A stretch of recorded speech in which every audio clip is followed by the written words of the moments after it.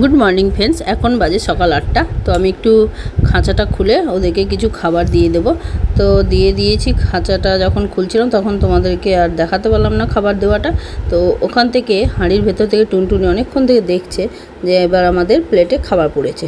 তো দেখো কত রঙ্গ ভঙ্গ করে বেরোবে।